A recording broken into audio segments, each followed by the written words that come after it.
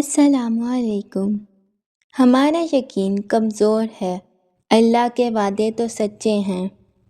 اللہ کا ذکر کرتے رہا کرو، چاہے گھر میں ہو یا راستے میں، کیونکہ جس چیز کے سامنے اللہ کا ذکر کرو گے، چاہے وہ پتھر، پھول، درخت یا کچھ بھی ہو، قیامت کے دن گواہی دے گی کہ یا اللہ، تیرا یہ بندہ تیرے ذکر میں مشغول رہتا تھا۔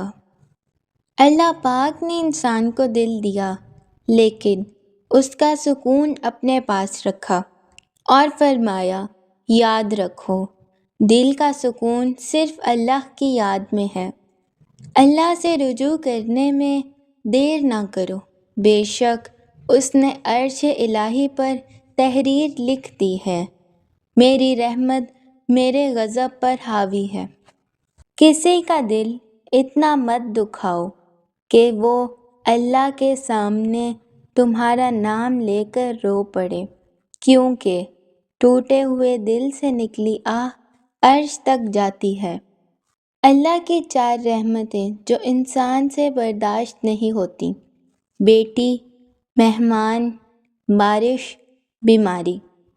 اللہ کے 4 عذاب جو انسان خوشی خوشی قبول کر لیتا ہے: جہیز، سود، غیبت، جھوٹ۔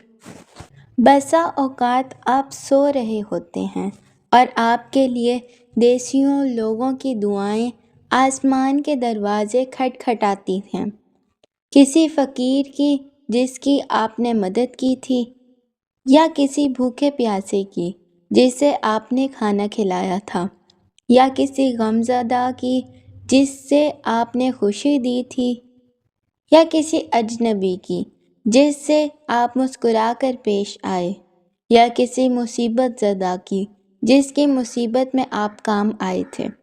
کسی بھی نیکی کو معمولی نہ سمجھو۔ ایک خوبصورت یقین: اللہ کبھی بھی دوسرا دروازہ کھولے بغیر پہلا دروازہ بند نہیں کرتا۔ جب تمہیں ذکر اللہ سننا اچھا لگنے لگے تو جان لو کہ تمہیں اللہ سے اور اللہ کو تم سے محبت ہو گئی ہے۔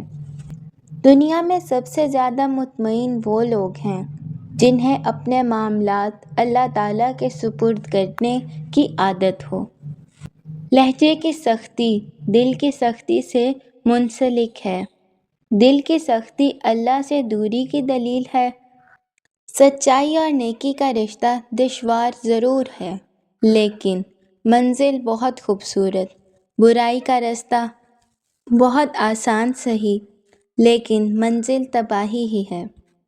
انسان کے 3 حصے ہیں، ان میں سے ایک حصہ اللہ کا ہے، ایک اپنا، ایک حصہ کیڑوں کا۔ بس جو حصہ اللہ کا ہے وہ روح ہے، جو حصہ اپنا ہے وہ اعمال ہیں، جو حصہ کیڑوں کا ہے وہ جسم ہے۔